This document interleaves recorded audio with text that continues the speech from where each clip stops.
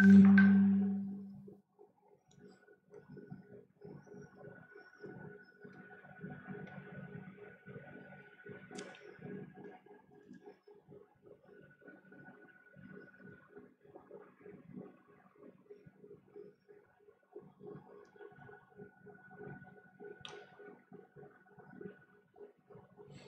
Good evening friends. क्या है, कैसे हैं आप लोग? क्या हाल है सभी लोगों का? है यशकर्णी कुलकर्णी क्लास होगी भाई, क्यों नहीं हुई class? Prabath Singh Rathore, Sonu Nigam, hello everyone. सबको मेरी आवाज़ मिल पा रही है सभी लोगों को? Good evening Sonu. I am fine, I am good. How are you? कैसे हैं आप? Simran, good evening, good evening.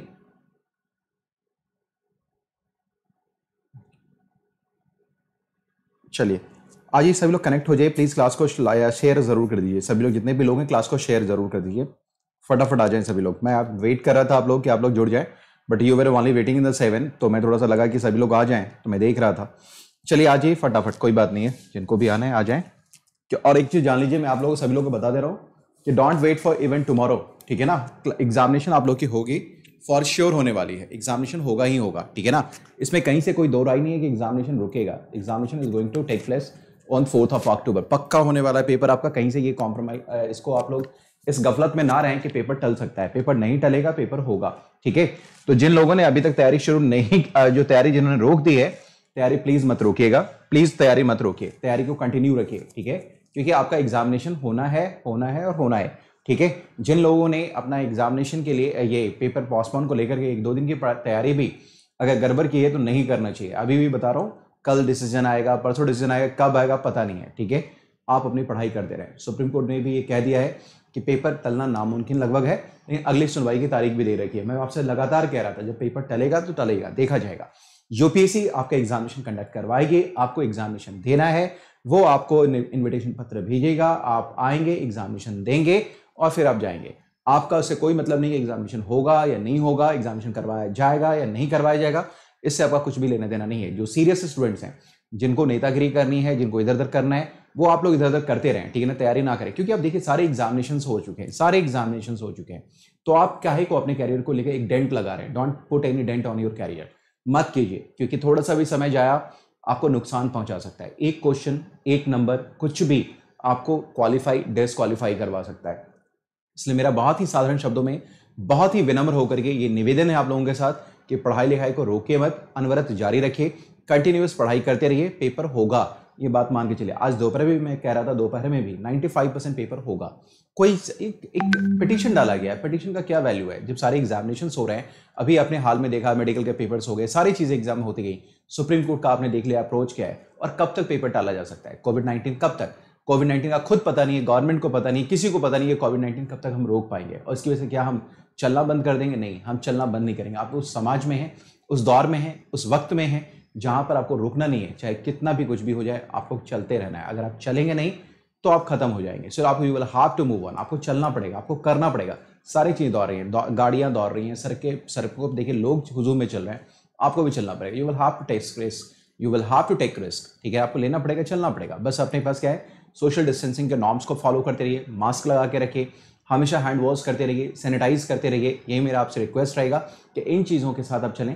थोड़ा सा डिस्टेंस जरूर मेंटेन करें, भीड़ से थोड़ा सा बचने की कोशिश करें। कोशिश ऐसे रखनी चाहिए कि जहां कम से कम लोगों से आपका कांटेक्ट हो पाए। और एग्जामिनेशन हॉल में आप जाएंगे तो निश्चित तौर पे यूपीएससी कंडक्ट करवा रही है पेपर, सोशल डिस्टेंसिंग का क्लास के रूम के अंदर आपके पास पूरा का पूरा एहतियात जरूर होगा, ये मुझे पूरा उम्मीद है, ठीक है? आपको बस आपको बचा करके एग्जामिनेशन हॉल तक जाना है और बचा करके अपने आपको घर तक लेकर के आना है। साथ में हमेशा एक सैनिटाइजर रखिएगा, मास्क रखिएगा, ट्रिपल प्लाई का जरूर मास्क लेके जाइएगा। ज्यादा मतलब कि पतला वाला नहीं, ट्रिपल प्लाई का जरूर लेके जाइएगा। हो सके तो हेड मास्क भी लेके जाइएगा, कवर करके जाइएगा, ठीक है? बिल्कुल लेके जाइए। एग्जामिनेशन के लिए तैयार रहिए, एग्जामिनेशन होगा, ये मेरा मानना है। चले फिर सभी लोग, चलिए। ओके गाइस, सो आइए आर्ट एंड कल्चर में आज हम लोग बात करने वाले थे। आज को मैं बता दूं आपको कि आर्किटेक्चर हमारा चल रहा है, स्थापत्य कला चल रहा है। एंड पिछले क्लास में हम लोगों ने क्या किया, पिछले क्लासेस में आर्किटेक्चर को लेकर के अगर हम लोग बात करें तो नॉर्थ इंडिया की टेंपल आर्किटेक्चर के ऊपर हम लोगों ने डिस्कशन किया, हमने साउथ इंडिया के ऊपर बात किया। इसका मतलब क्या, नागरा शैली हमने बात कर ली, हमने द्रविड़ा शैली बात कर ली, हमने बेसर शैली के ऊपर बात कर लिया। आपको मैंने बताया होगा शायद कि आर्किटेक्चर में लेकर के जो टेंपल कंस्ट्रक्शन की एक्टिविटी है उसमें देखेंगे क्या कि अर्ली मेडिवल पीरियड में भी ईवीएम जिसको बोलते हैं पूर्व मध्यकाल में भी कुछ स्वतंत्र शैलियां जो है वो स्थापत्य की वो विकसित हुई जो कि रीजनल लेवल पे थी, इसलिए मैंने उसको रीजनल आर्किटेक्चर भी कह दिया है। ठीक है, हालांकि ऐसे रीजनल आर्किटेक्चर आपको मेडिवल पीरियड में भी देखने को मिलेंगे और लगभग उन्हीं क्षेत्रों में देखने को मिलेंगे। तो अभी अर्ली मेडिवल इंडिया में जो कुछ आर्किटेक्चर्स हैं उनके बारे में भी थोड़ी सी जानकारी ले लें, उनके स्पेसिफिकेशंस के बारे में हम लोग समझ लेने की कोशिश करते हैं कि क्या क्या उसके अंदर जो है स्पेसिफिक उसका जो प्रोविजन थे उनको जानने और समझने की कोशिश करते हैं। तो ये काम अपना हो जाएगा।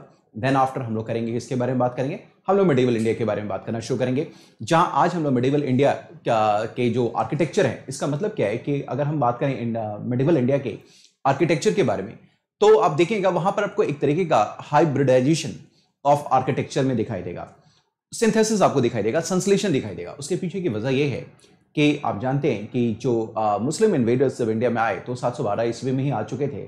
आप जानते हैं कि अरब आए, सिंध में आ गए, लेकिन जो उनका देखेंगे जो रियल जो इम्पैक्ट है इंडिया के ऊपर अगर पढ़ना शुरू किया, यानी कि व्यापक तौर पे इंडिया पे देखना शुरू कर दिया, ये नॉर्थ वेस्ट इंडिया में जब आएंगे, जब सल्तनत की स्थापना हो जाएगी तब आपको देखने को मिलेगा सल्तनत पीरियड से। उसके बाद देखेंगे मुगल्स को लेकर के। लेकिन अब जब आपको ये पता होगा कि जब सल्तनत पीरियड की यहाँ स्थापना होती है तो वो लोग यहाँ पर भटकते भटकते हुए आए थे, जितने भी जो अर्ली आपके जो मुस्लिम इन्वेडर्स थे आपने देखा होगा। फिर आपने देखा कि जो आपका दिल्ली सल्तनत की स्थापना हुई वो गुलामों के द्वारा की गई, यानी कि जो ऑफिसर्स थे उन लोगों ने अपने कमांडर के मरने के बाद, ठीक है, मैं ऑफकोर्स मोहम्मद गोरी के बारे में बात कर रहा हूँ, तो उसकी मृत्यु के बाद उन्होंने यहाँ राज्य की स्थापना कर दी। उनके पास पैसा बहुत ज़्यादा नहीं था, ना ही इस तरीके का शांतिपूर्ण वातावरण था कि वो कोई नया कंस्ट्रक्शन कर पाते। तो देखेंगे क्या कि जो भी एग्जिस्टिंग यहाँ पर जो स्थापत्य था, यानी कि जो आर्किटेक्चर था, उसी को रिमॉडल करने की कोशिश की गई। एग्जिस्टिंग का मतलब क्या है? एग्जिस्टिंग का मतलब ये है कि जब आपके यहाँ जो भी यहाँ मंदिर थे, जो मंदिर थे, जो मठ हुआ करते थे, उन्हीं को रिमॉडल कर दिया गया मस्जिद में, ठीक है ना, उनको मस्जिद में। इसका मतलब क्या है कि आप देखेंगे कि जो मैक्सिमम काम हो रहा है जो मेडिवल पीरियड में, वो देखेंगे कि वो आपका रिनोवेशन का काम हो रहा है, रिमॉडलिंग का काम हो रहा है, ठीक है। मंदिर को, मठों को मस्जिद में कन्वर्ट किया जा रहा है या फिर कोई इसकी बिल्डिंग में कन्वर्ट किया जा रहा है। तो हम वहां भी उन सारी चीजों को समझने की कोशिश करेंगे। इसके अलावा आप देखते हैं क्या कि कई नए एलिमेंट भी तुर्कों के साथ भारत में आते हैं। आप देखेंगे कि दिल्ली सल्तनत पीरियड में कई नई शैलियों को इंट्रोड्यूस किया जाएगा। तो आज उनके फीचर्स के बारे में हम लोग बात करेंगे, समझने की कोशिश करेंगे।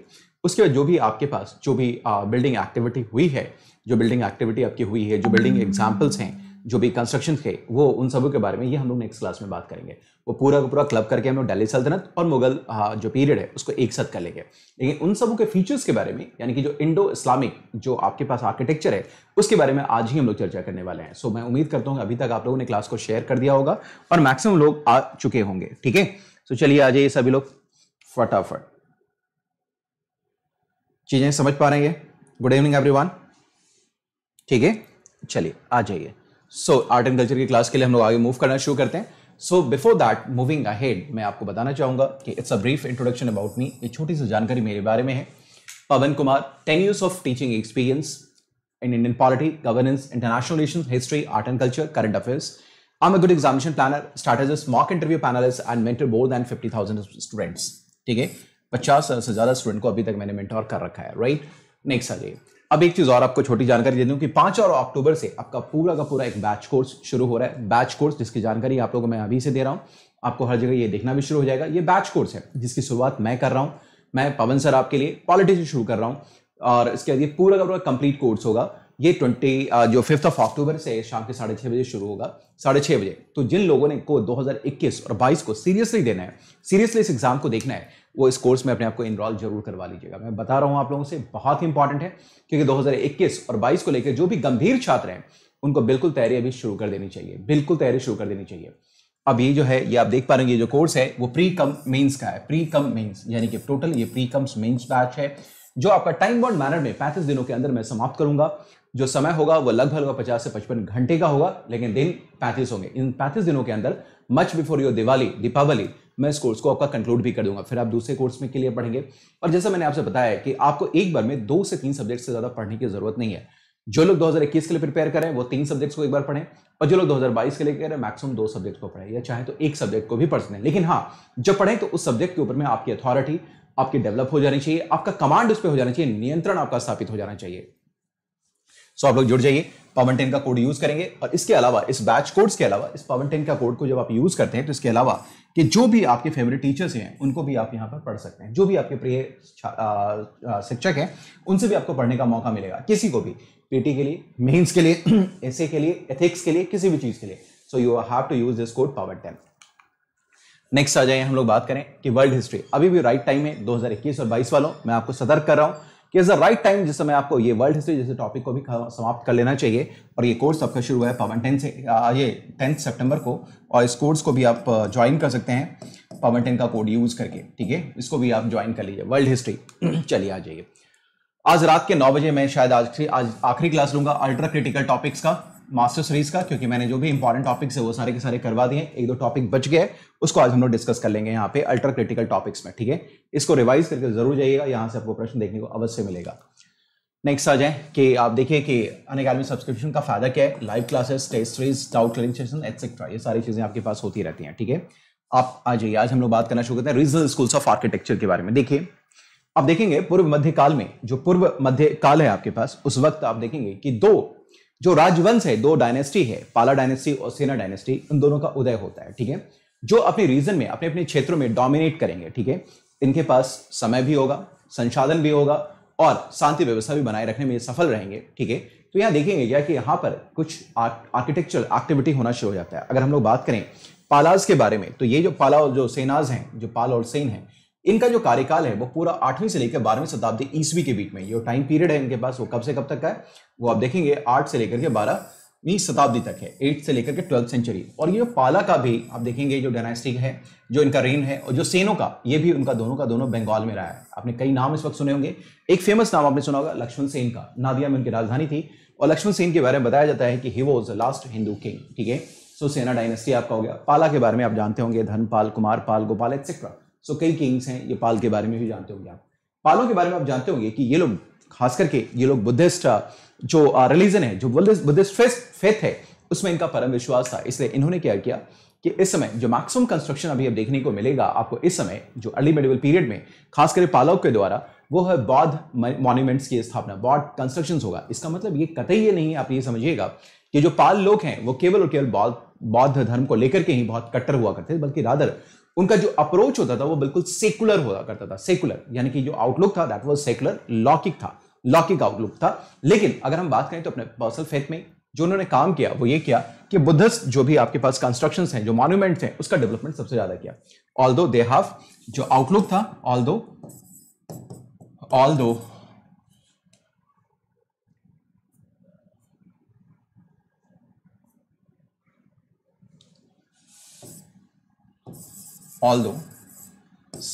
outlook was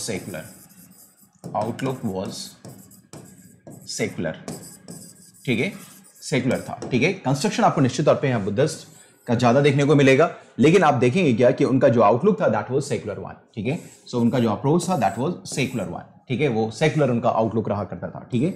जहां तक सेनों के बारे में आपको बताएं तो मैंने आपको अभी बताया है कि जो सेन हैं, जो सेन लोग हैं, ठीक है, वो कौन है, वो आप देखेंगे, ये आप देखिए कि एक बुद्धिस्ट मोनास्ट्री है, नालंदा विश्वविद्यालय का जो है, नालंदा मोनास्ट्री का ये आपका जो यूनिवर्सिटी था, उसका नालंदा यूनिवर्सिटी का उसका ये जो है वो डेमोलिश ढांचा आपको दिखाई दिया होगा, जिसको कि बख्तियार खिलजी ने डेमोलिश कर दिया था।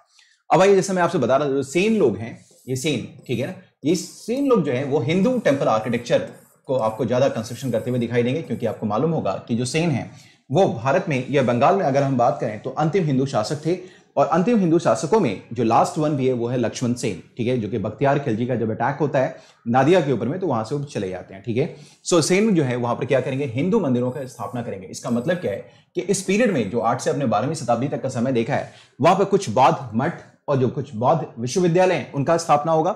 साथ ही साथ आपको देखेंगे क्या कि इन्हीं क्षेत्रों में आपके पास कुछ जो है हिंदू मंदिरों का भी आर्किटेक्चर आपको देखने को मिलेगा, हिंदू आर्किटेक्चर को भी दिखाई देगा। साथ ही साथ ये जो सेन है ये केवल और केवल हिंदू टेम्पल्स ही नहीं बनवाएंगे, बल्कि ये क्या करेंगे, बुद्धिस्ट आर्किटेक्चर को भी मेंटेन करेंगे। कई बुद्धिस्ट एक्टिविटी जो मोनास्ट्रीज वगैरह है, स्तूपास हैं, चैत्यास हैं, उनका भी निर्माण किसके द्वारा किया जाएगा, सेनों के द्वारा किया जाएगा, सेन के द्वारा किया जाएगा, ठीक है। तो आपको ये याद रखना है, पाला के समय में आप देखेंगे कि उनका जो आउटलुक है वो आपका निश्चित तौर पे सेकुलर है, लेकिन जो कंस्ट्रक्शन एक्टिविटी उनकी देखेंगे वो प्रीडोमिनेंटली या प्राइमरीली वो आपको बौद्धों में दिखाई देगा। सेनों में अगर हम लोग बात करें तो मंदिर निर्माण की कला आपको दिखाई देगी, यानी कि हिंदू डोमिनेटेड है। इसका मतलब ये नहीं है कि उन्हें बुद्धिस्ट आर्किटेक्चर को उन्होंने बिल्कुल छोड़ दिया। कई बुद्धिस्ट आर्किटेक्चर भी इस समय बनाए जाएंगे, स्तूपा, चैत्याज, विहाराज एटसेट्रा, तो ये भी आपको देखने को मिलेगा। लेकिन इसका मतलब ये हो गया कि पूरा का पूरा अर्ली मिडिवल इंडिया में अगर हम लोग बात करें तो दो एक्टिविटी आपको जम के दिखाई देगी रिलीजन के फील्ड में। वो एक आपका दिखाई देगा जो बौद्धिस्ट मॉन्यूमेंट्स हैं वो, और दूसरा है हिंदू टेंपल का आर्किटेक्चर दिखाई देगा। ठीक है, अब ये देखते हैं बुद्धिस्ट जो इस समय जो आपके पास मॉन्यूमेंट्स दिखाई दे रहे हैं उसमें कौन है। नालंदा विक्रमशिला, ओदंतपुरी, ये सब एक्टिविटी यहां दिखाई। नालंदा विश्वविद्यालय आप देखेंगे, विक्रमशिला विश्वविद्यालय, ओदंतपुरी विश्वविद्यालय एटसेट्रा।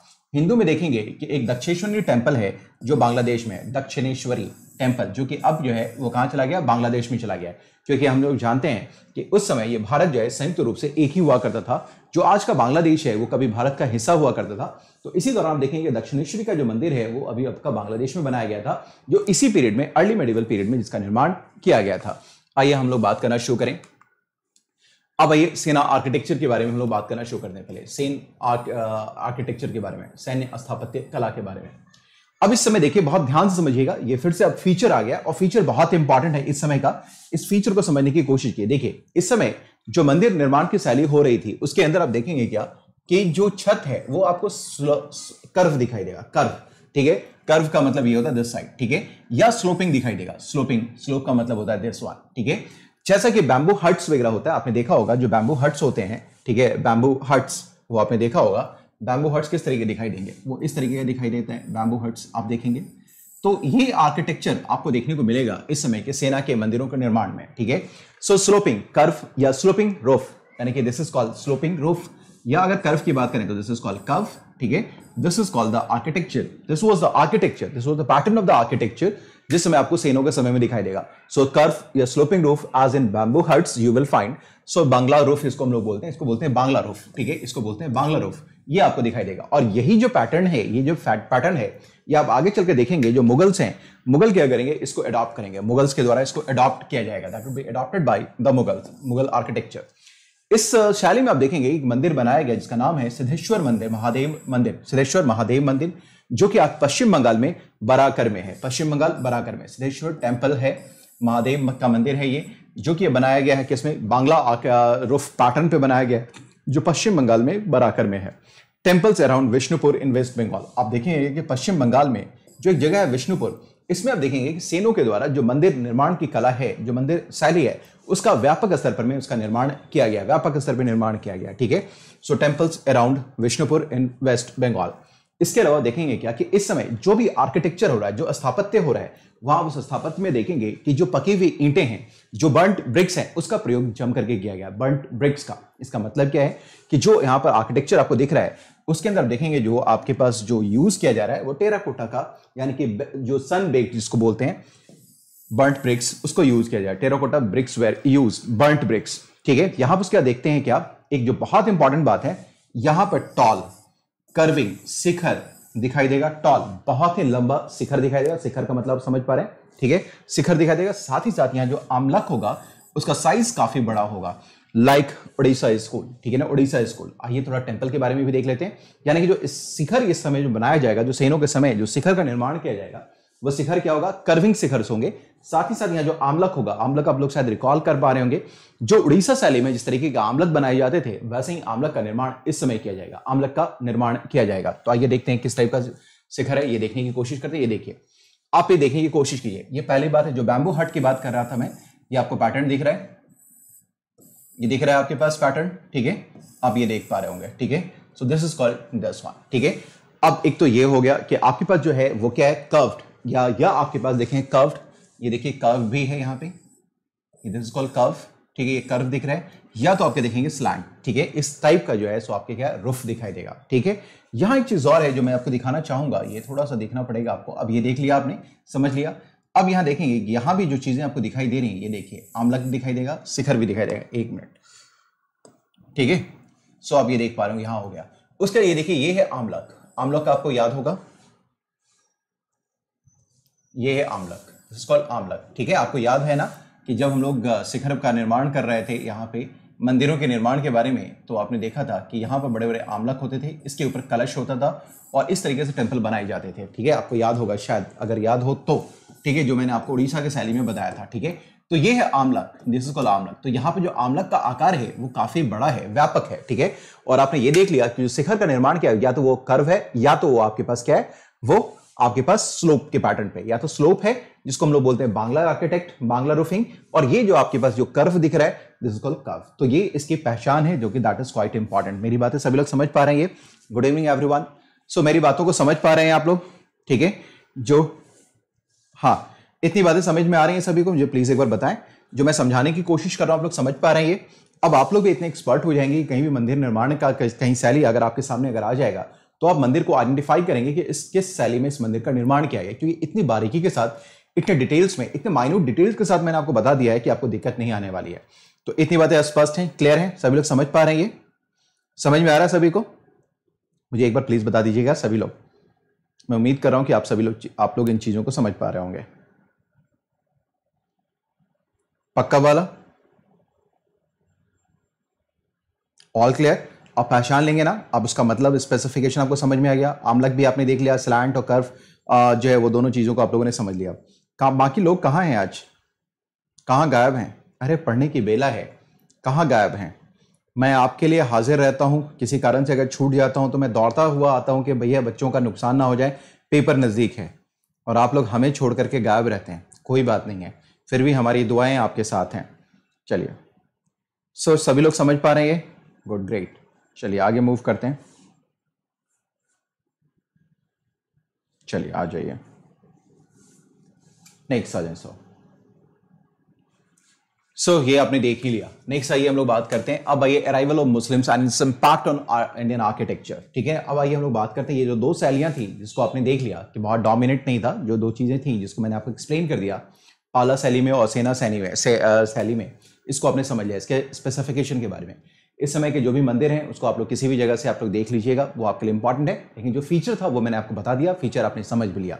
अब आइए हम लोग बात करते हैं मुस्लिम्स पीरियड के बारे में। तो अराइवल ऑफ मुस्लिम्स के बारे में बात करें। ठीक है, and it's impact on Indian architecture. ठीक है, इंडियन आर्किटेक्चर। ठीक है, सो देखिए क्या है, it's arrival of Muslims and it's impact on Indian architecture. देखिए होता क्या है, जैसे मैंने आपको बताया था कि पहली बार मुस्लिमों का प्रवेश भारत में अगर हम देखते हैं तो अरबों के माध्यम से हुआ 712 ईस्वी में, और ये आपका वेस्टर्न कोस्ट पे होता है, पश्चिमी घाट पे होता है। सो अरब का कन्क्वेस्ट हुआ 712 ईस्वी में सिंध में कहते हैं, वेस्टर्न कोस्ट में, सिंध में, on the arrival of the Islamic rulers to the western frontier of the India. ठीक है, वेस्टर्न फ्रंटियर। ठीक है, सिंध में आते हैं सबसे पहले अरब्स। लेकिन आप देखेंगे क्या कि जो मुस्लिम एक्टिविटी है या जो उनका डोमिनेंट रोल है वो शुरू होता है कब? जब से आपके यहाँ दिल्ली सल्तनत का पीरियड आना शुरू होता है। इसका मतलब क्या है कि हम बात कर रहे हैं 12वीं सेंचुरी से, 12वीं शताब्दी ईस्वी से, जब दिल्ली पर में ऑक्युपाई होता है इस्लामिक रूलर का, और इसी के साथ अगर हम देखेंगे तो बिगिनिंग हो जाती है मेडिवल इंडिया की। ठीक है, हालांकि अर्ली मेडिवल इंडिया भी है, इसके बारे में हम लोग चर्चा करेंगे कभी मेंस के पॉइंट ऑफ व्यू से चर्चा करेंगे, अभी करने का डिस्कशन कोई मतलब नहीं बनता है। तो अब देखेंगे कि मेडिवल पीरियड जो अपने डोमिनेंट फॉर्म में दिखना शुरू हो जाता है वो कब से दिखेगा? 12वीं शताब्दी से, जब देखेंगे कि दिल्ली सल्तनत की स्थापना यहां हो जाती है। ठीक है, और जैसे ही जब आप देखेंगे कि जो आपके पास जो रूलिंग कम्युनिटी है, जो रूलर्स हैं, जब वो मुस्लिम हैं तो जाहिर सी बात है उनके अपने अपने आर्किटेक्चर भी दिखाई देंगे, क्योंकि जब वो रूलर अगर हैं तो अपने आप को आइडेंटिफाई करवाने के लिए वो अपनी बिल्डिंग भी अपने ही कल्चर के अकॉर्डिंग बनाने की कोशिश करेंगे। इसके साथ ही इस्लामिक जो आपके पास आर्किटेक्चर है वो दिखना शुरू हो जाएगा। लेकिन साथ ही आपको मैंने अभी कुछ देर पहले ही बताया था कि यहां पर में उन सबके पास अभी बहुत ज्यादा पैसा नहीं होगा, उनके पास मनी बहुत ज्यादा नहीं रहेगी, इसलिए वो क्या करेंगे कि जो मंदिर और मस्जिद है, आपको मालूम होगा मंदिर है, उनको लूटने का काम करेंगे, उनको डेमोलिश करने का काम करेंगे, उसी का क्या करेंगे, उसका मॉडिफिकेशन करने का काम करेंगे। तो इस समय देखेंगे बहुत ज्यादा एक्टिविटी आपको देखने को नहीं मिलेगी आर्किटेक्चर में, ग्रेजुअली ये शुरू हो जाएगा। लेकिन इस समय कुछ स्वतंत्र जो इस्लामिक आप देखेंगे कि जो आर्किटेक्चर है वो तो आपको देखने को जरूर मिलेगा, लेकिन मैक्सिमम जो आप देखेंगे शुरुआती दौर में वो है मॉडिफिकेशन का काम किया गया, उसको जो है सो रीडिजाइन कर दिया गया। जैसे आपको बतौल इस्लाम मस्जिद के बारे में जानते होंगे, आपने सुना होगा, 2.5 दिन के झोपड़ा के बारे में बात करते होंगे, इन सबों का जो है ओरिजिन जो है वो क्या है, नॉन इस्लामिक रहा हुआ है। ये पहले एक विष्णु मंदिर हुआ करता था, एक संस्कृत स्कूल हुआ करता था, एटसेट्रा, जिसको कि हम लोगों ने क्या किया, मॉडिफाई कर दिया। जब हमारे यहाँ जब टर्क्स आए, जब सल्तनत पीरियड की स्थापना हुई तो उन्हीं का मॉडिफाई करके मस्जिद का रूप दे दिया गया था। इतनी बातों को आप लोग समझ पा रहे होंगे, मैं उम्मीद करता हूं कि आप निश्चित तौर पर इसको समझ पा रहे होंगे। ठीक है, 12वीं शताब्दी में एडी में जब दिल्ली को ऑक्युपाई कर लिया गया इस्लामिक रूलर्स के द्वारा, तो देखेंगे कि आर्किटेक्चर में confluence of Persian and Indian style दोनों आपको दिखना शुरू हो गया, क्योंकि वो लोग जो आएंगे वो अपने यहाँ से कुछ पद्धति को लेकर के आएंगे, ठीक है, ईरान से, और साथ ही साथ जो इंडियन स्टाइल होगा इन दोनों का यहाँ पर मिक्सचर आपको दिखना शुरू हो जाएगा। इसका मतलब क्या है कि जो पर्शियन स्टाइल है और जो इंडियन स्टाइल है इन दोनों का फ्यूजन होगा, और फ्यूजन करने के बाद एक नई स्टाइल बनेगी जिसको हम लोग बोलते हैं इंडो इस्लामिक स्टाइल या इंडो सार्सनिक आर्किटेक्चरल स्टाइल, ठीक है। सो पर्शियन और इंडियन के स्टाइल से मिलकर के हमारे यहाँ इंडो इस्लामिक स्टाइल बनेगा या इंडो सार्सनिक जो आर्किटेक्चर ये बनेगा। अब ये एग्जामिनेशन के पॉइंट ऑफ व्यू से आपको याद रखना है कि इंडो सार्सनिक का मतलब क्या है, इंडियन जो इंडो इस्लामिक आर्किटेक्चर है उसके बारे में ही यह बात हो रही है। Is that clear sirs and ma'ams? पक्का वाला? सो इतनी बातें सभी लोग समझ पा रहे हैं, इंडो सार्सनिक यानी कि इंडो इस्लामिक, ठीक है, ये दोनों एक ही बात है, ठीक है।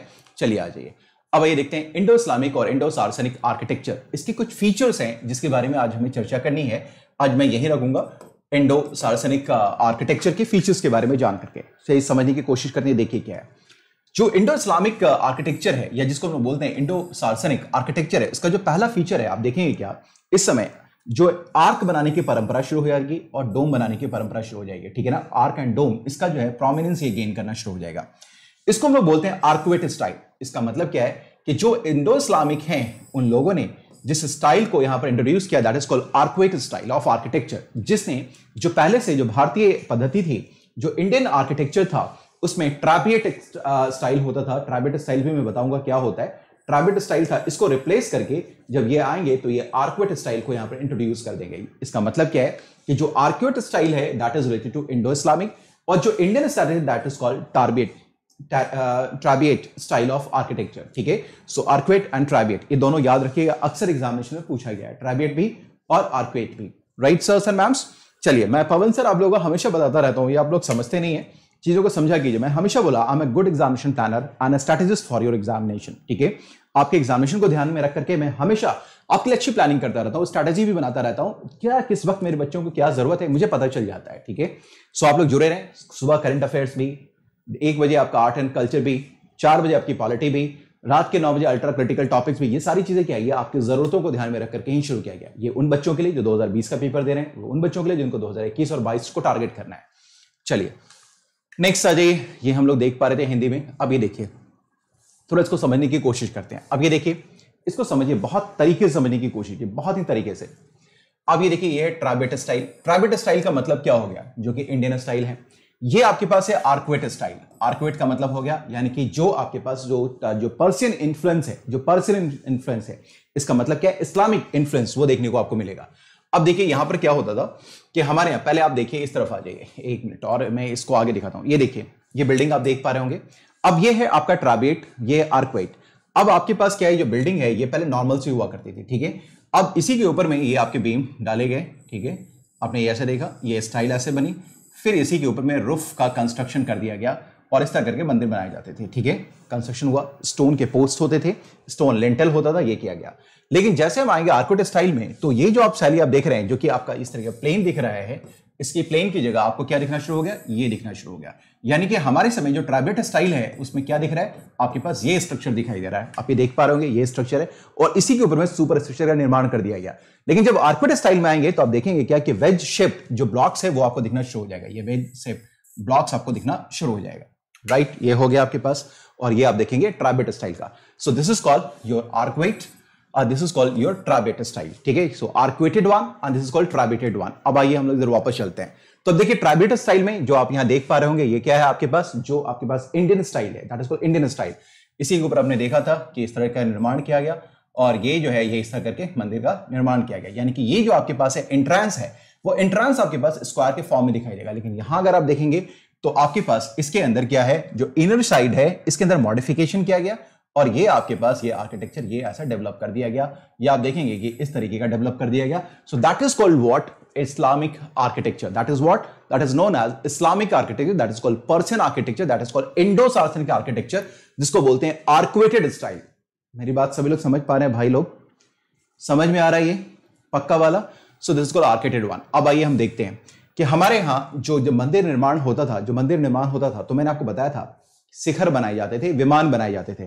तो आपने देखा होगा शिखर के लिए हमेशा, आप देखिएगा कोई भी शैली रही हो, कोई भी उप शैली रही हो, चाहे वो नागरा शैली हो, चाहे वेसल शैली हो, या आपके पास द्रविड़ा स्कूल ऑफ आर्किटेक्चर हो, किसी में भी आप देखेंगे शिखर का निर्माण किया गया, विमान का निर्माण किया गया, तो आप हमेशा देखेंगे दिस इज द पैटर्न जो कि फॉलो किया जा रहा था। ठीक है, so this is called the top. अब इसमें आप क्या है, आप स्टेयर्ड हो, कुछ भी हो, आपके पास अचानक से हो या फिर कर्व्ड हो, लीनियर्स हो, एटसेट्रा, तो आप यहां देखेंगे ये शैली होती थी। फिर यहां आप देखेंगे कि एक तरह का आमलक होता था, फिर इसके ऊपर कलश होता था। So this is the pattern that was followed in Indian architecture, that is called trabeated style. ठीक है, लेकिन जैसे ही आप आ जाएंगे इस्लामिक आर्किटेक्चर में, तो आर्कुएटेड स्टाइल आपको दिखेगा, and that is called semi spherical, that is called dome shaped. ठीक है, ये आपको देखने को मिलेगा।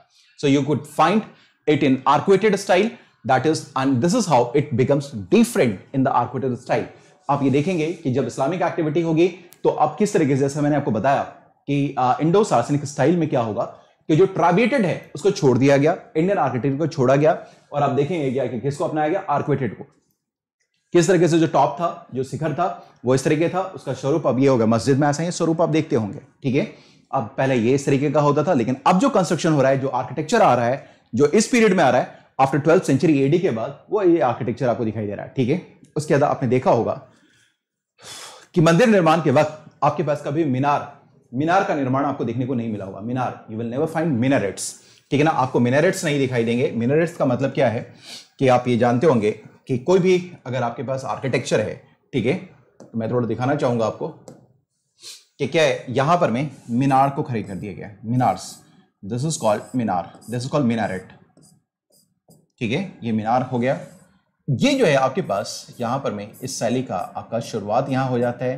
ठीक है, जबकि यहां पर मीनार का एब्सेंस साफ दिखाई देगा। So minarets you will not find in Indian architecture, that is called in trabeate style, you will not find, this is absent there. But यहां पर क्या है कि ये आपके पास क्या दिखाई देगा, this is called present over there. So this is the new thing that was introduced in the arcuated style, that was introduced after 12th century, that was introduced into Indo-Saracenic architecture, that was introduced in arcuated style of architecture। ठीक है, इतनी बातें सभी लोग समझ पा रहे हैं। इंग्लिश हिंदी सभी में arcuated ही आपको ध्यान में रखना है। मेरी बातें सभी लोग समझ पा रहे हैं या नहीं?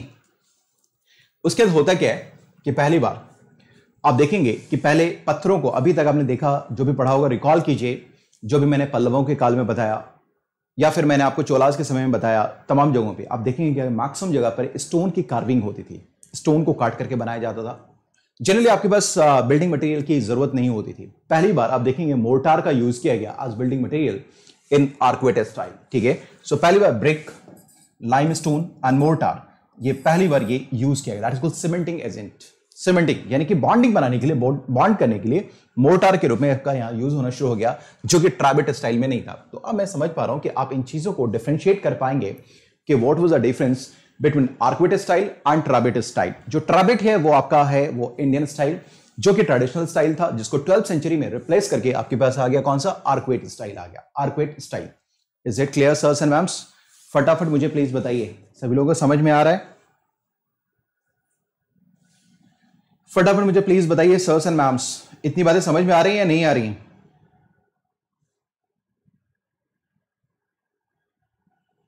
फटाफट मुझे समझाइए सर एंड मैम।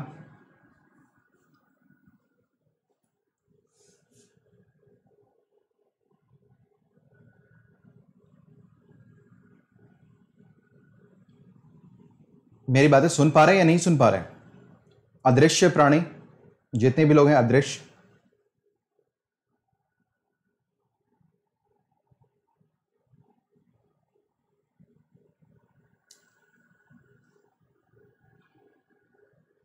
चलिए, जो मेरी पूरी की पूरी आर्ट एंड कल्चर की क्लास है पीटी और मेंस के लिए, वो भी प्लस पे अवेलेबल है, लेकिन जो लोग मेरे थ्रू आएंगे वही उनको वो एक्सेस कर पाएंगे, ये मैं आपको बता दे रहा हूं। ठीक है, so you can only access that. ठीक है, सो आप याद रख लीजिए, मैं अभी बता रहा हूं कि अभी भी टाइम आप लोगों के पास है, पीटी और मेंस पढ़िए, बिल्कुल पढ़िए।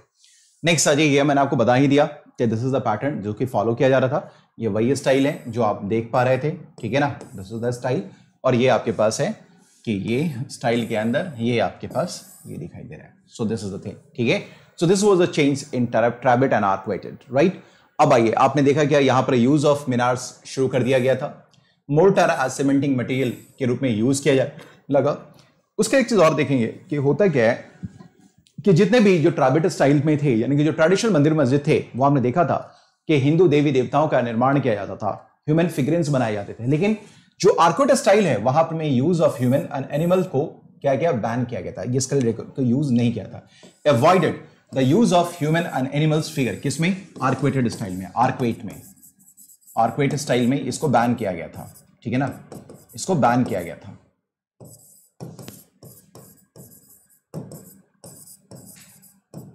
दैट वाज बाइन, ठीक है, इसमें इसको बैन किया गया था। रादर यहां पे देखेंगे use of calligraphy for means of decoration. Use of calligraphy का मतलब है ब्यूटीफुल आर्ट और ब्यूटीफुल राइटिंग। आप देखें कुरान की आयतों को यहां लिखा जाता था, ठीक है ना, और उसकी आयतें कितनी अच्छी होती थी, उसके लिए डेकोरेशन के लिए यूज किया जाता था। So calligraphy was used as a means of decoration, ठीक है। उसका देखेंगे क्या कि ज्योमेट्रिकल पैटर्न्स पे आप देखेंगे वेजिटेबल ऑर्नामेंट्स, फ्लोरल मोटिव्स ये बनाए जाते हैं, दैट इज कॉल्ड आर्क्वेट। ये सब याद रखिएगा सर, इतने मेरे मेहनत को जाया मत होने दीजिएगा जितने भी लोग हैं। सो प्लीज मेरी बात को मानिए, आर्क्वेट मेथड को यूज किया जा रहा था। आप देखेंगे कैलीग्राफी को यहां यूज किया जा रहा था फॉर डेकोरेशन, ठीक है। यहां पर देखेंगे avoided what, human and animal figures होता था किसमें, आर्क्वेट स्टाइल में, ठीक है। उसके बाद जो आर्बेस्क मेथड है जो मैं बता रहा था, ज्योमेट्रिकल पैटर्न पे जो फ्लोरल मोटिव्स होते हैं उनको बनाया जाता था। वेजिटल ऑर्नामेंटेशन, फ्लोरल मोटिव, अब ये देखते हैं, इसका एक इमेज देख लेते हैं हम लोग, अब ये देख पा रहे होंगे। सो यहां देखिए क्या है, ज्योमेट्रिकल पैटर्न फॉलो हो रहा है, ज्योमेट्रिकल पैटर्न फॉलो होता हुआ आपको दिखाई दे रहा होगा, ठीक है। आप ये देखिए ज्योमेट्रिकल पैटर्न, तो यहां देखेंगे ये फ्लोरल मोटिव्स, आप देखेंगे ये फ्लोरल मोटिव्स है, ये आपको दिख पा रहा होगा। सो आप ये देखिए कि इस टाइप का जो orchid, that is called arcuate, ये क्या कहते हैं, आर्बस्क, ठीक है ना, जिसको हम लोग बोलते हैं कि arabesque method, that is called arabesque method, जिसमें ज्योमेट्रिकल वेजिटेबल जो ऑर्नामेंटेशन है that is called floral motif type के पैटर्न वहां आपको देखने को मिलेंगे, that is called arabesque method. तो आर्बेस्क मेथड जो है वो आपको यहां पर दिखाया जाएगा, ठीक है।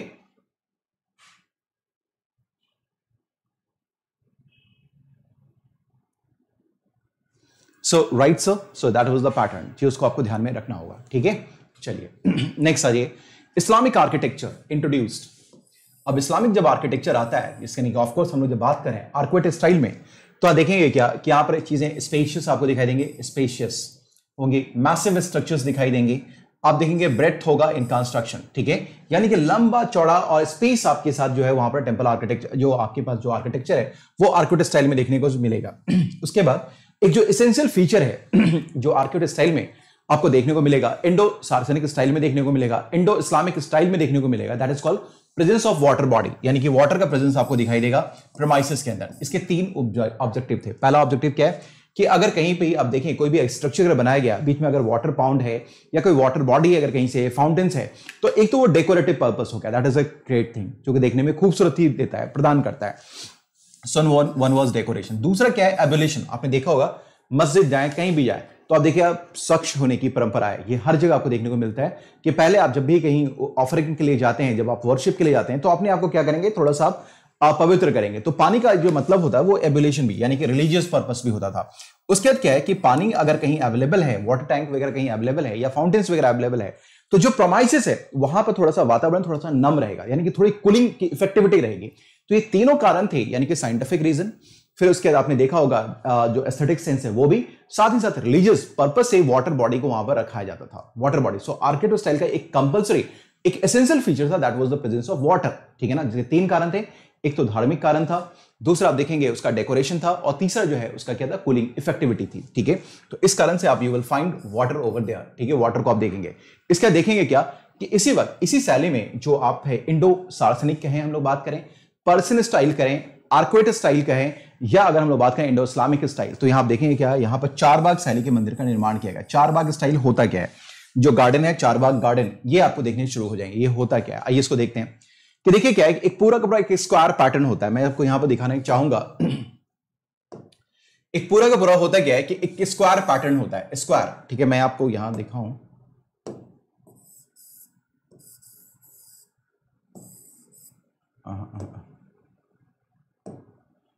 ये शायद दिख जाए, नो ये भी नहीं दिख रहा है, एक मिनट, ये देखिए ये एक स्क्वायर पैटर्न है, ठीक है ना। इस स्क्वायर पैटर्न में आप क्या करें, गार्डन को ना आप क्या करते हैं, चार भागों में डिवाइड करते हैं, ठीक है। दिस इज कॉल्ड चार भाग स्टाइल, ठीक है। और इन जनरल यहां पर क्या होता है, जो सेंटर होता है यहां पर ये वाटर बॉडी होती है, सेंटर में क्या होता है, वाटर बॉडी होती है। सो garden 1, garden 2, garden 3 and garden 4, ये इस तरीके दैट इज कॉल्ड चार भाग शैली। तो आप ये देख पा रहे होंगे, ये पूरा का पूरा पैटर्न है जो कि स्क्वायर शेप में आपको दिख रहा होगा, और यहां पर चार भाग आप देखेंगे। यहां पर इस तरीके से अगर हम इमेजिन करें तो आपके पास garden 1, garden 2, garden 3 and garden 4 आपको दिखाई देंगे। And this is the place जहां पर क्या होता है, वाटर बॉडी होती है, वाटर बॉडी होती है। सो ये जो पद्धति है जिसको हम लोग बोलते हैं चार बाग स्टाइल, ये आपको यहां पर देखने को मिलता है, चार बाग स्टाइल जो आपको देखने को मिलता है। ठीक है, ठीक है। सो ये इतनी बात देखें, इतनी बात देख रहे हैं। आपने बताया था, मैंने सारी चीजें बताई थी, लेकिन हाँ वहां भी चोला के एम्पायर में भी हमने बताया था, द्रविड़ा शैली में भी बताया था। यहां ये एसेंशियल फीचर है, that is called essential feature है, और इसका जो ऑब्जेक्टिव है वो ये सारी चीजें हैं।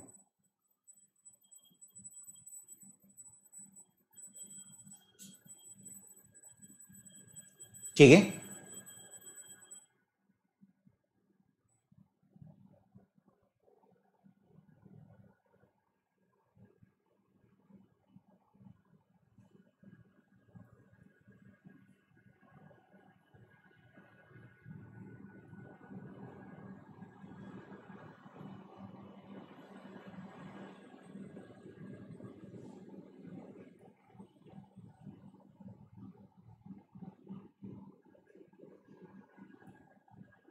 चलिए इतनी बातें सभी लोग समझ पा रहे हैं? Is it okay sirs and ma'ams? फटाफट मुझे बता दीजिए। Understood everyone? ठीक है, सभी लोग समझ पा रहे हैं? किस बात में आप लोग गॉसिप में फंस जाते हैं मुझे समझ में नहीं आ रहा। मैं उम्मीद करता हूं कि आप सभी लोग गंभीर छात्र हैं। ठीक है, चलिए कोई बात नहीं है। सो मैं समझ रहा हूं कि चार बाग शैली को आप लोग समझ पा रहे हैं। व्हाट इज चार बाग शैली? चार बाग गार्डन जो है, गार्डनिंग का जो सिस्टम है, इसको भी आप लोग समझ पा रहे हो, राइट गाइस? चलिए नेक्स्ट आ जाइए, हम लोग बात करते हैं। अब देखिए यहां पर क्या है कि इसी में इंडो सार्सनिक में, इंडो इस्लामिक स्ट्रक्चर में आपके पास क्या होगा, आपके पास पित्रादुरा टेक्निक भी आपको देखने को मिलेगा। पित्रादुरा टेक्निक आपको देखने को मिलेगा। पित्रादुरा, दैट इज कॉल्ड पित्रादुरा टेक्निक। अभी पित्रादुरा टेक्निक क्या होता है ये भी समझ लीजिए। ठीक है, it's a kind of embroidery over the marble. ठीक है ना, आप ये देखेंगे क्या कि मार्बल जो होता है ये व्हाइट होता है, मार्बल आपने देखा होगा, मार्बल। अब ये देखिए मार्बल है या व्हाइट तो मैं नहीं कर पा रहा। अब इसमें कोई भी फ्लोरल मोटिफ होता था, ठीक है, आप देखेंगे फ्लोरल मोटिफ होता है। ठीक है, ये आपने देख लिया। अब ये आपके पास क्या है कि इसके अंदर आप देखेंगे क्या कि कई प्रकार के वेन क्रिएट किए गए। ठीक है ना, वेन्स। ठीक है, वेन क्रिएट किए गए। वेन क्या होता है सर, ये भी देख लीजिए।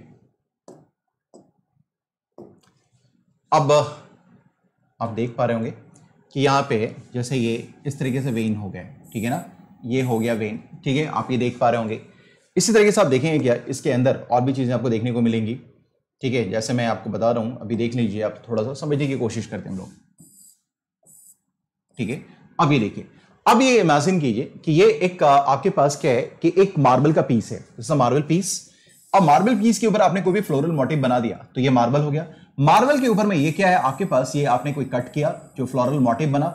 इसके अंदर जो वेन्स वगैरह होते हैं, इसके अंदर क्या किया जाता है, प्रीशियस स्टोन्स, ठीक है ना, प्रीशियस स्टोन्स, मेटल्स, इनको एम्ब्रॉयड किया जाता था, इनको डाला जाता था। जैसा आप यहां देख पा रहे होंगे, आप किसी भी मुगल आर्किटेक्चर में चले जाइए, ठीक है ना, जिसकी शुरुआत होती है हुमायूं के फादर जो हैं उनके मकबरे से, जो गयास बेग हैं, जो आगरा में हुआ था सबसे पहले, वहां पर उनके मकबरे में ये पित्रादुरा टेक्निक का यूज किया गया था। नूरजहां के फादर थे।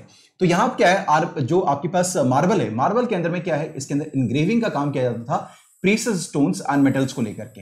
This is called what, pietra dura. सो अगर आप ये इमेजिन करें कि जो आपके पास होता है मार्बल, मार्बल अपने आप में देखने में, जो मकराना का मार्बल होता है वो बहुत ही खूबसूरत होता है, और इसके अंदर आप देखेंगे जो एम्ब्रॉयडरी करने का काम होता है, चाहे वो लैपिस lazuli हो या फिर आपके पास जो है सो क्या कहते हैं गोल्ड हो या कुछ और भी हो, दिस इज कॉल्ड पित्रादुरा। यानी कि मार्बल के ऊपर में जो एक तरीके का एम्ब्रॉयडरी जैसा कुछ काम किया जाता है, हल्के हल्के बारीक चीजों को वहां डाला जाता है, दैट इज कॉल्ड ये पित्रादुरा। आप देखेंगे कि दीवाने खास कहीं अगर होता, दीवाने खास, दीवाने आम की बात नहीं कर रहा, दीवाने खास, दीवाने आम एक जगह होता है जहां पर ये जनरल पब्लिक वहां पे मीटिंग करने के लिए आते थे, और दीवाने खास होता था वहां पर में कुछ खास लोग ही जाते थे, यानी कि राजा, यानी कि जो किंग होता था, जो मोनार्क होता था, जो बादशाह या सुल्तान होता था, उसके जो चहेते होते थे वही लोग वहां बैठते थे। वहां भी दीवाने खास में भी इस तरीके की चीजें आपको देखती थी। इवन दिल्ली के लाल किला में भी है, ताजमहल में भी था, लेकिन दिल्ली के लाल किला में जब अंग्रेज यहां से गए तो उन्होंने सारे के सारे यहां से गोल्ड वोल्ड थे, जो प्रीशियस स्टोन थे, उन सभी को निकाल लिया, कुरेद करके यहां से अपने साथ इंग्लैंड लेके चले गए। तो अब वहां पे जाके, आप चूंकि हम लोग गरीब हो गए थे, तो वहां पर कलर के से वहां पर पुटिंग करने का काम कर दिया गया। जो सरकार ने, भारत सरकार ने, एएसआई ने वहां पुटिंग करने का काम कर, जहां सोना हुआ करता था वहां गोल्ड कर दिया है, गोल्डन कलर का कुछ कुछ चीज वहां डाल दिया, जिस तरीके से आप जिसने ग्लिटर्स टाइप का जो होता है वो चमकता हुआ दिखता है और आपको ये फील देता है कि कभी यहां पर गोल्ड हुआ करता था। So that is the work of pietra dura. मैं उम्मीद करता हूं कि पित्रादुरा आप लोग समझ पा रहे होंगे। Is it clear sirs and ma'ams? फटाफट मुझे प्लीज बता दीजिए। ठीक है, सभी लोग मुझे प्लीज बताएं, is it okay sirs and ma'ams? यार देखिए, आप लोग अगर चीजें समझ में आ रही हैं तो प्लीज यार आप लोग कमेंट किया कीजिए, कमेंट जरूर लिखिए, कमेंट नीचे जरूर डाला कीजिए, ठीक है। मैं आप लोगों के लिए भी बहुत कुछ करने वाला हूं, लेकिन आपका अगर समर्थन मिलता रहेगा तो, ठीक है ना। एक के बाद एक बेहतरीन चीजें लेकर के मैं आऊंगा आपके लिए, बेहतरीन चीजें जो आपके यूपीएससी एग्जामिनेशन बहुत ही महत्वपूर्ण होगा, ठीक है। सो फटाफट आप लोग मुझे बताएं कि कैसा रहा क्लास, और प्लीज लकी सुचित्रा, मेरी बातें सभी लोग को समझ में आ रही हैं? आप लोग कमेंट किया कीजिए, कमेंट आप लोग करते नहीं है ना, तो पॉलिटी वाली क्लास में कमेंट कर रहे हैं ना इधर क्लास में कमेंट कर रहे हैं। और आप लोगों को मैंने बताया कि 30 सितंबर से अपने यहाँ क्या हो रहा है, अनअकैडमी यूपीएससी चैंपियनशिप कनक्लेव हो रहा है, उसको एनरोल कर लीजिएगा। मेरा सेशन जो होगा वो 10:30 बजे होगा। I will with the topper, ठीक है। चलिए, सेशन है, और कमेंट में जरूर लिखा कीजिए। जब आप क्लास खत्म हो जाते हैं तो कमेंट में जरूर डाला कीजिए। कुछ लोग लिखते हैं, मुझे बहुत ही अच्छा लग रहा है। आर्ट एंड कल्चर है, पॉलिटी में तो आप लोग लिखना ही बंद कर दिया है, आर्ट एंड कल्चर में भी कम से कम लिखा कीजिए, ठीक है सभी लोग। Is it okay? Lava, I have not found your messages बाबू, कहीं मुझे दिखा नहीं है। So can you please forward me your message?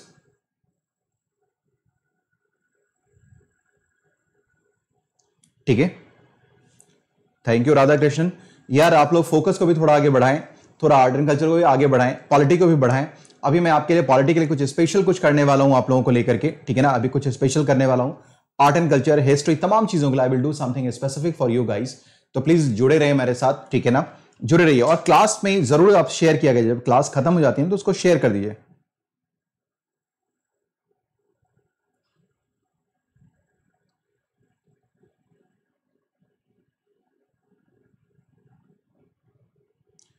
ठीक है, सो प्लीज वीडियो के नीचे जरूर कमेंट कीजिए। और आपको मैं याद दिलवा दूं, मेरा कोड पवन10 याद रखिए। 5 अक्टूबर से अगर आपको लगता है कि मेंस मुझे टाइम बाउंड मैनर में खत्म करना चाहिए, तो पूरा बैच कोर्स शुरू हो रहा है 5 अक्टूबर को। इसको जाने मत दीजिए हाथ से यार, जाने मत दीजिए, because it is the right time जब आपको ये तैयारी करनी चाहिए, ठीक है। तो चलिए यार, मैं अभी क्लास आपका रखूंगा, ठीक है ना। So all the best guys, चलिए ठीक है sir, bye, take care everyone. और आज रात के 9 बजे क्लास नहीं लूंगा, फिर से बैक एक हो रहा है, कल क्लास ले लूंगा, क्योंकि कल आपका वर्डिक्ट आ जाएगा। वर्डिक्ट क्या आना है, सुप्रीम कोर्ट कुछ कह ही देगी, फिर हम लोग बता देंगे करना है क्या है। कल एक लास्ट क्लास लेकर के मैं आपको उसके लिए अल्ट्रा क्रिटिकल जो सीरीज है, टॉपिक है, उसको मैं खत्म करूंगा, क्योंकि अब 7 बज गया और कंटेंट अभी मैंने बनाया नहीं है, क्योंकि आज सुबह मेरा थोड़ा कैमरे का फोकस गड़बड़ हो गया था, तो काफी ठीक करने में इसको वक्त लग गया, तो इसलिए मेरा आर्ट एंड कल्चर का कंटेंट नहीं बन पाया। और अभी आर्ट एंड कल्चर बनाने नहीं बैठा, 4 से 5 क्लास हुई, 5 से 6 के बीच में क्लास बनाया, फिर क्लास लिया, फिर अब 7 बज गए, 7 से 8 बंद थक सा गया हूं, और वो हो नहीं पाएगा वो जल्दी जल्दी में, तो मैं आज की क्लास को उसको रोक रहा हूं। कल जो है अल्ट्रा क्रिटिकल टॉपिक्स मैं ले लूंगा, जो कि कल आपकी आखिरी क्लास होगी, ठीक है, जिसमें मैंने लगभग 35 से 40 टॉपिक कवर कर लिए हैं, जो कि बहुत ही इंपॉर्टेंट है। उसको जरूर देख लीजिएगा, जरूर रिवाइज करके जाइएगा। और अगर आपके यहाँ से भी कुछ भी अगर आया, I mean art and culture से, इन सेक्शन से कुछ पूछा, तो मेरे ख्याल से मुझे लगता है कि आपको यहाँ से भी क्वेश्चन टकराएंगे जरूर, ठीक है। तो चलिए मिलते हैं फिर कल। Till then bye bye, take care everyone, with lots of love and blessings, enjoy your night, bye bye, take care.